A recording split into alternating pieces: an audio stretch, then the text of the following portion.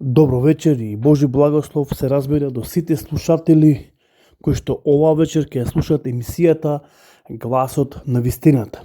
Навистина, мене ми е мило и драго што можеме повторно да бидеме заедно и да можеме заедно се разбира со Божја помош да можеме и оваа вечер да го слушаме неговиот глас. Затоа што Библијата вели дека неговите овци го слушаат неговиот глас и врваат по него. Се разбира, станува збор за пастир-началникот, а тој е Христос, нашиот Господ и Спасител.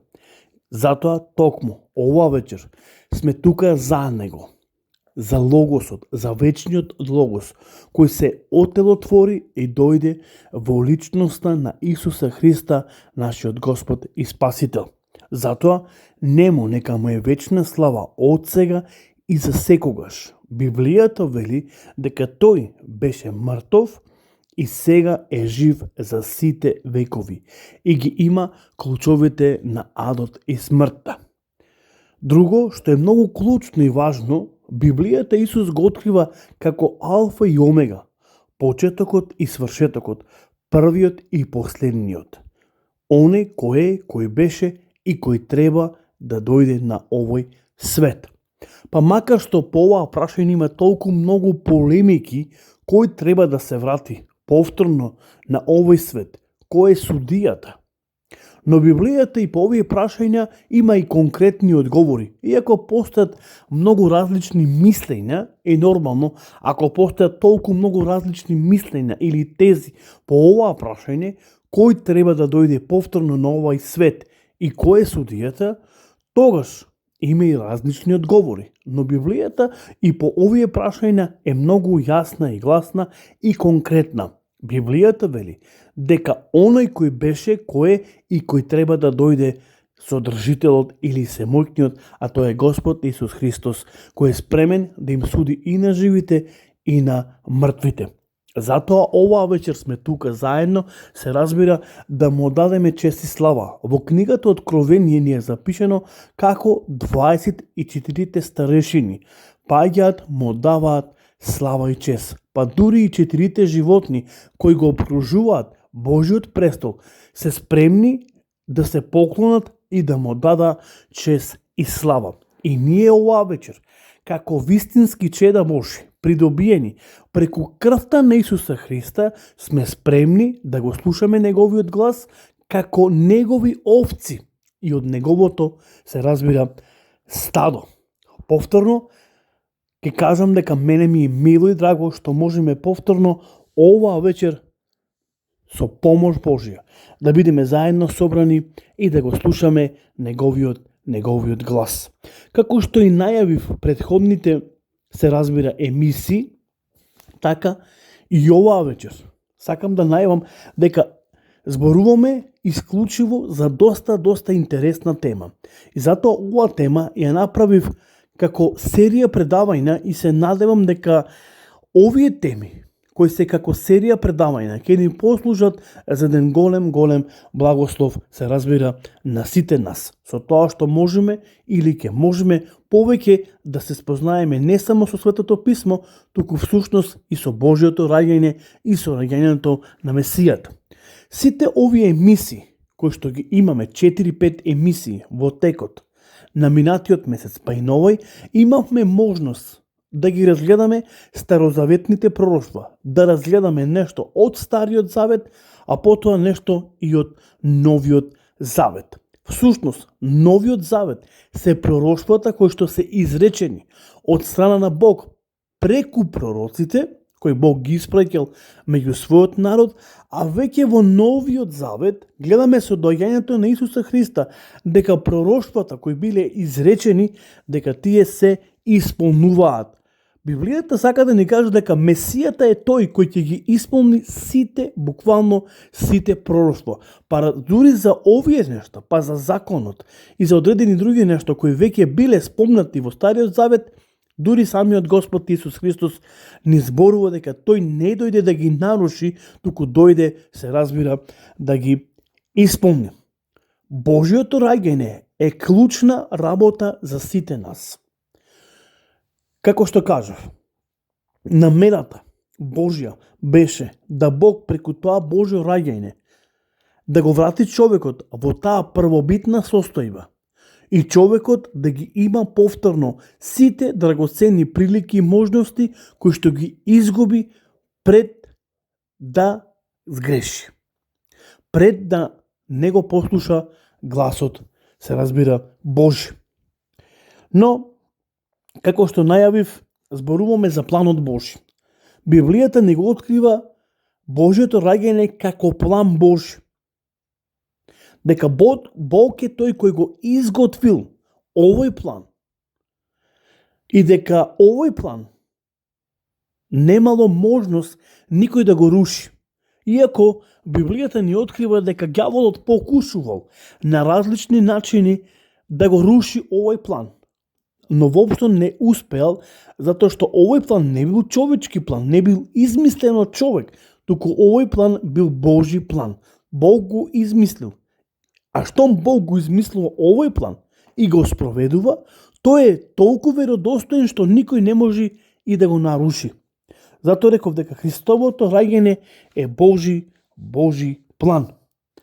Кога ќе се роди Месијата и каде ќе се роди? По ова прашање ние дебатираме или всушност зборуваме, а Библијата е таа која што ни открива за сите овие нешта.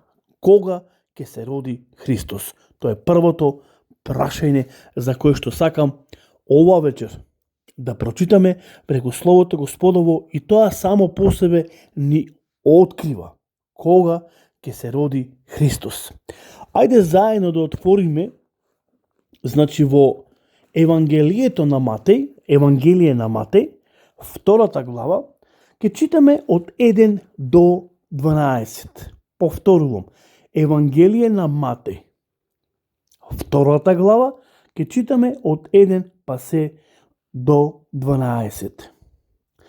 А кога се роди Исус во Витлеем јудејски, во време кога царуваше Ирод, ете дојда во Иерусалим мудреци од исток и рекоа: каде новородениот јудејски цар? Ја видовме неговата звезда на исток, па дојдовме да му се поклониме. Штом го чуа тоа, царот Ирод се вознемири и целиот Ерусалим со него. И кога ги собра сите првосвештеници и книжници од народот, ги праша: каде треба да се роди Христос? А тие му одговорија: во Витлеем јудејски, зашто така е напишано преку пророкот: и ти, Витлееме, земјо Јудина, по ништо не си помал меѓу воинствата јудини, зашто од тебе ќе излезе водач, што ќе го паси мојот народ Израел. Тогаш Ирод тајно ги повика мудреците и го дозна она од нив за време кога се појавила звездата, па испреќајќи ги во Витлеем им рече: одете, распрашајте се добро за младенецот, и штом ќе го најдете, јавете ми, за да одам и јас и да му се поклонам. Тие откако го изслушаа царот, си заминаа, и ете звездата, што ја беа виделе од исток, врвеше пред нив, додека не пристигна и не запра на местото каде што беше младенецот. А кога ја видеа звездата, тие се зарадуваа со многу голема радост. И штом влегоа во куќата, го видеа младенецот со мајка му Марија, и паднаа и му се поклонија. Потоа ги отворија своите ковчеџина и му пренесоа дарови: злато, ливан и смирна. И откако примија предупредување на сон, не се вратија веќе кај Ирод, туку си заминаа по друг пат за својата земја. Библијата ни открива каде треба да биде роден младоженецот, повторно младенецот. Тоа е Христос, нашиот Господ и Спасител. Библијата ни открива дека тој треба да се роди во Витлеем.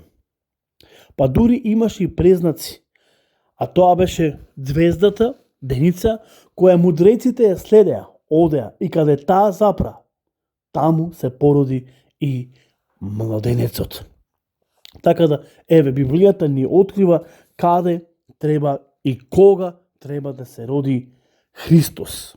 Па дури по ова прашање, кој бил толку многу засегнат, се разбира Ирод, царот Ирод кој владел, бил засегнат заради неговото царство. Библијата вели дека царството Божјо било од вечноста. Па дури подоцна Христос зборува за неговото царство кое е на небото. Но сепак овој цар кој владел нели во тоа време на Римската империја, кога Израел, малиот Израел, бил под окупација на Рим. Во тоа време владел, се разбира, Ирод и бил засегнат затоа што според пророштвата кои ги гледаме во Стариот Завет треба да се роди царот јудејски и дека неговото царство, се разбира, ќе биде вечно. И затоа тој бил засегнат, но повторно гледаме како тој користи земна мудрост, се со цел да го погуби младенецот, затоа што во прашање беше неговиот престол.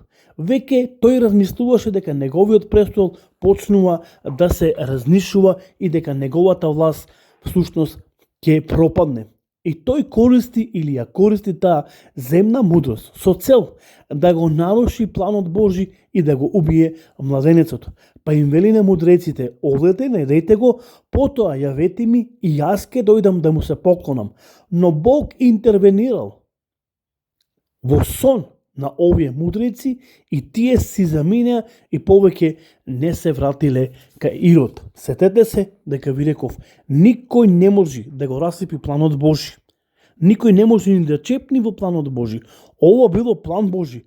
Овој план доаѓал од него. Всушност Бог самиот се утелотворил во личноста на Исуса Христа, нашиот Господ и Спасител. Ние подоцна ќе видиме кога Гаврил доаѓа при Марија, какви радосни вести и носи.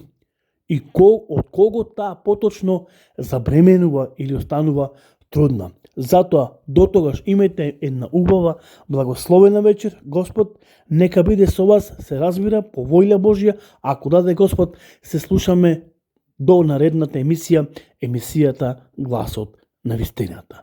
Пријатно.